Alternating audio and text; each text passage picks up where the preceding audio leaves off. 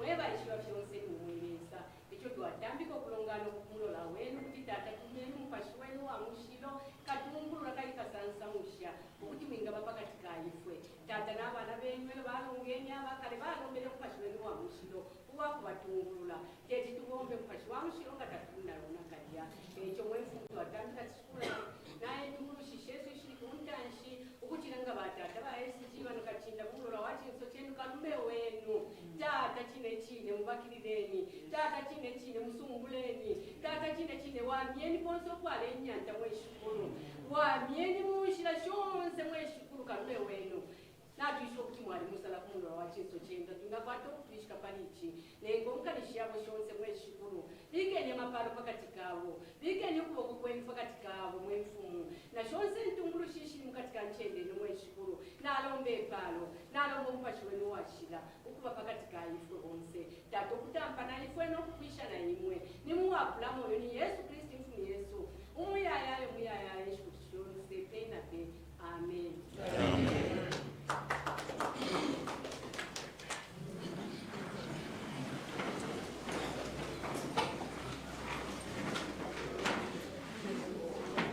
You are ready?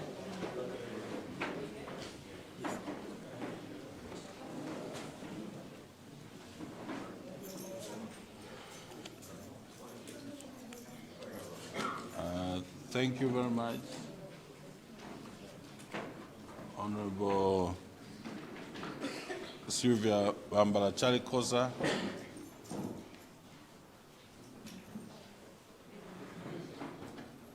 Good afternoon to members of the press, members of Central Committee that are present, members of Parliament, if any, that are present, and all Patriotic Front members that are present from the province in Lusaka and provincial chairmen from other provinces, the districts, and Lusaka Central Constituency. I'm advised you are the ones that are present. As it has been said, I'm here to address the nation on matters that we deliberated upon as Patriotic Front Central Committee that was held yesterday, the 20th of September 2025. Members of the press, this is a solemn hour where our democracy is threatened.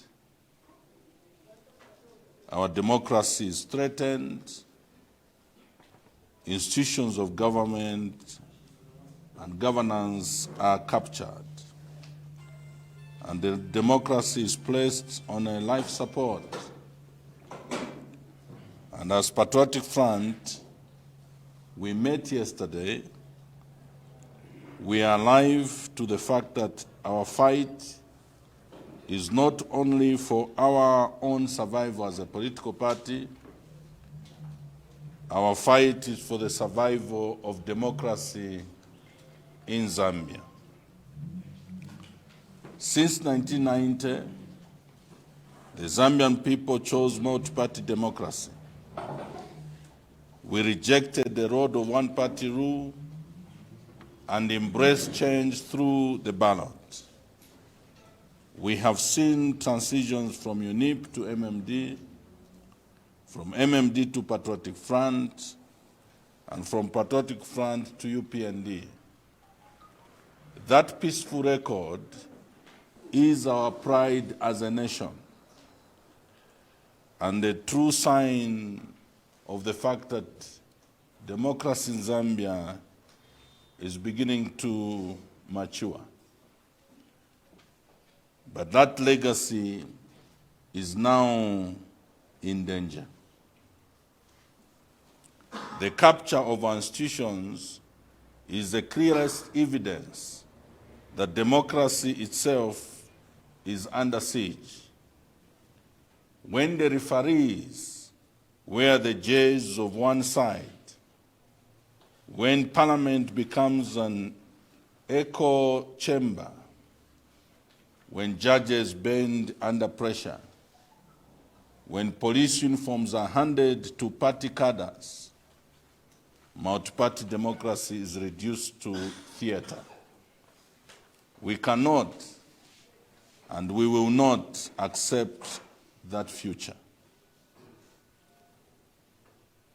This I want to say to Madam Mwangala Zalomis. The ECZ is the referee of our elections, yet it is now led by a chairperson whose past ties to the ruling party have destroyed public confidence. And if she had the conscience, she would have resigned. The evidence of partisanship and visible symbols of UPND loyalists cast a permanent shadow in elections. Perception is not a footnote. It is the heart of legitimacy. A biased referee is a death sentence to our democracy. The Patriotic Front demands reforms, and those reforms must be undertaken now. Publication of all reforms, proposals, and meeting records. Independent observers embedded in the reform process. Public audits of results, technology, and here we also demand that it looks like what has happened in Malawi may just be required to repeat here in Zambia, where we stop the attempt by UPND to use technology to manipulate the results of 2026. We need manual tabulation of results, signed by all stakeholders, and real-time publication of polling station results, stuck where everybody can see, and also equal media access for every party, especially the public media. Anything less is rigging by design.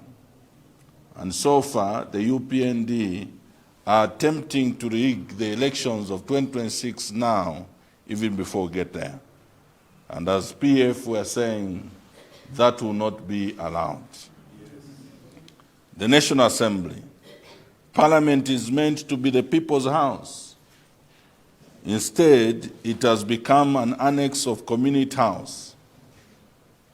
Opposition MPs have been suspended for speaking the truth. Honorable Robert Kapianga, Member of Parliament from Pika, is a recent victim, together with his colleague, Honorable Mtoto Kafaya of Lunte.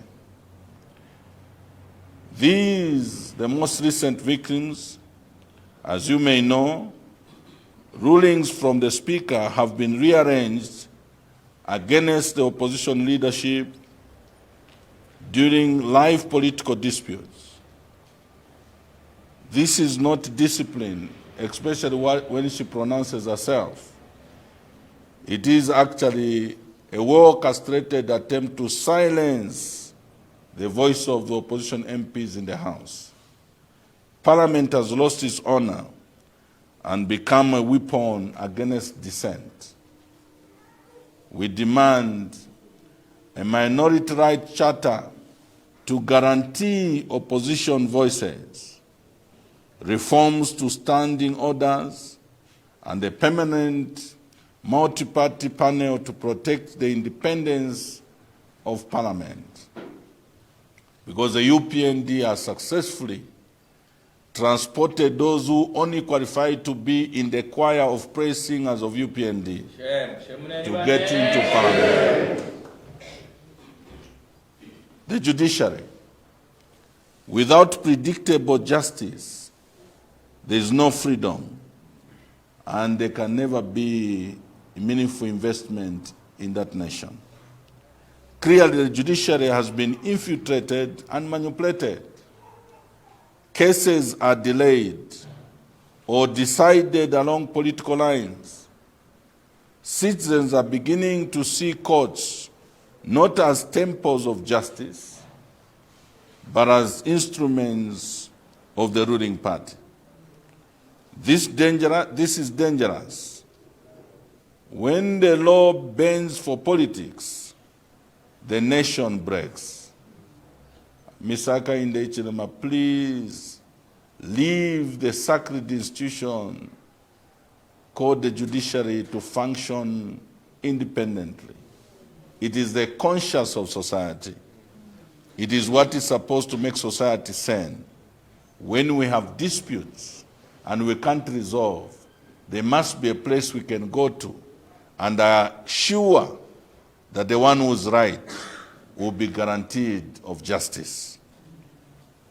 We demand reforms to the Judicial Service Commission, reinforcing budgets for the courts, transparent judicial discipline, not this kangaroo judicial complaints authority run by UPND members, which has now become the slaughterhouse for the professional careers of those who choose to adhere to ethics, integrity in the judiciary. And we need to fast-track election cases and cases that are in public interest. The Patriotic Front matter to do with the illegal conference that was held in October 2023 on the 24th should have been resolved within months, because it also, if not resolved, a threat to the peace of this country. The faces I see here are faces of numerous, representing numerous, if not millions, of people who want to have their views and concerns ventilated through the Patriotic Front. The frustration in this country because of the lack of participation in the political discourse of this country by Patriotic Front is a danger to the peace of this country. Judges must be servants of the law and not servants of people whose tenure in office is very temporal. Misaka in the Ichilema is going to serve only 5 years. Yes. And in these 5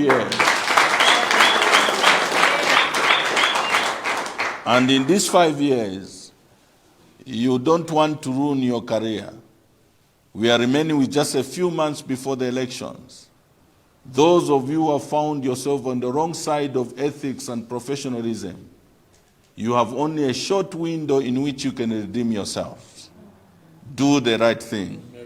At least do the right thing towards the end of this short-lived president, Hakainde Hichilema. You are not servants of the executive. You are servants of the people, of the law. The police in this country have allowed or are sworn to protect all citizens. Instead, we have ancient men like Mr. Musamba being IG, and he has turned the police into a militia for the ruling party against the opposition and dissenting voices. We want to urge all professional police officers, don't allow Mr. Musamba to destroy your career as professional police officers. Mr. Musamba was picked from the farm. He is archaic in terms of his policing. Most of you in the service have a chance to rise through the ranks and be able to serve this country with diligence and again improve the reputation of the Zambia police, which is ranked among the lowest in this world in terms of being professional and upholding the rule of law. We demand a return to neutrality, replace payment-style policing with a notification system. That is what the law says by virtue of the Christian Mundika law. We no longer require to seek for permit from the police for us to assemble. We just need to notify the police. And the police only needs to provide, some few police officers, to work with our own marshals to make sure that we adhere to public order. Zambians are peaceful and less provoked. And now we are provoking the Zambian people by the conduct of the police. And we want to demand that please punish officers who enforce party orders and not the law, and establish a joint peace desk with civil society to guarantee the safety of dissenting voices. Yesterday, the Central Committee met, besieged with the above issues that I have spoken about.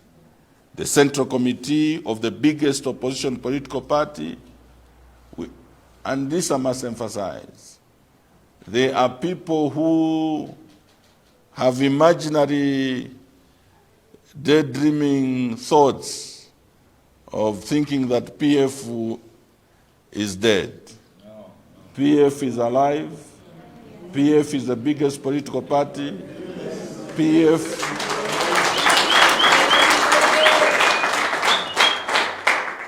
is going to participate in the 2016 elections, 2026 elections.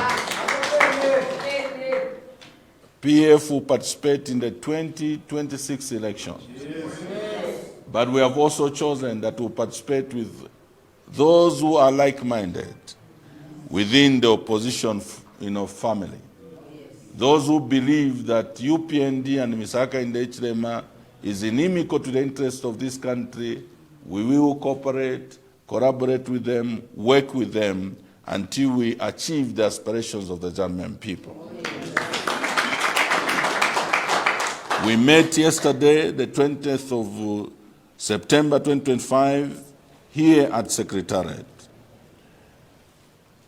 And among the resolutions, the Central Committee, in exercising the powers conferred on it by Article 68 and 69 of the Party Constitution, the Central Committee hereby resolved as follows: that the mandate of the structures of the party at ward, constituency, district, and provincial level be and are hereby extended for the date thereof until the last date of the periods set forth in the constitution of our party for their respective tenures of office. And the Secretary General is mandated to undertake a process of validation of the structures to establish that all vacancies therein are democratically filled by eligible members of the party. We have extended the structure arrangement of the party from 24 to 72. And that exercise, we are progressively, undertaking, and I think we're almost concluding. And therefore, the process of doing that in itself connotes a democratic elective process, which in the next few weeks, we are hoping that we can conclude across the country so that we are set for the exercises that are ahead of us. We also resolved that the family of our beloved 6th Republican President, the late, to be updated on the stages in the preparation of the General Conference in view of the electoral calendar that the ECZ has announced. And that a committee to be set up to spearhead the preparation for the General Conference, which will be held soon as possible, but before the end of the year. So I must emphasize, we are not going to delay the holding of the conference because we have work to do after the conference as we focus on 2026. The Central Committee also ratified the appointment to Central Committee of one Honorable Emmanuel Tembo, fellow Member of Parliament, who was also appointed Deputy National Youth Chairman. To Mr. Celestine Mkandila, who is also Deputy National Youth Chairperson. 3, Ms. Namakau Silumesi, who is also Deputy National Youth Chairperson. 4, Honorable Grefford Monde, who has also been appointed Chairman for Mobilization. 5, Honorable Stephen Chungu, who was Member of Parliament for Rwansha. He has been appointed Chairman for Security. And I must emphasize, there are people who want to suggest that since he had stood as an independent Member of Parliament in 2021, they are in doubt whether he was readmitted. I must clarify that he has been, just after 2021 elections, a year later, he came back to the family, and President Edgar Chakalungu was gracious to receive him and instructed the leadership that he be readmitted in the party. 6, Honorable Malozo Sichone, who was Member of Parliament for Isoka, has been appointed Chairman from Chinga Province. The following were also appointed to portfolios. They are already members of Central Committee. That is Honorable Davis Chisopa, MP from Kushi South, as Deputy Chairman for Security. Mr. Danienga, MCC, he has also been appointed Vice Chairman for Mobilization.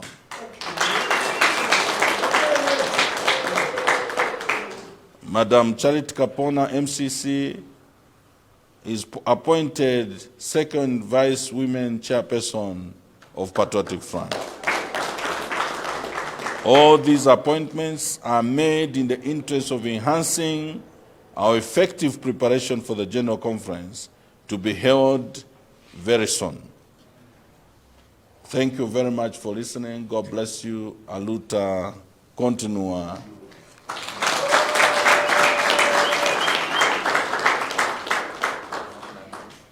Thank you. I think we can. One land and one nation is our cry.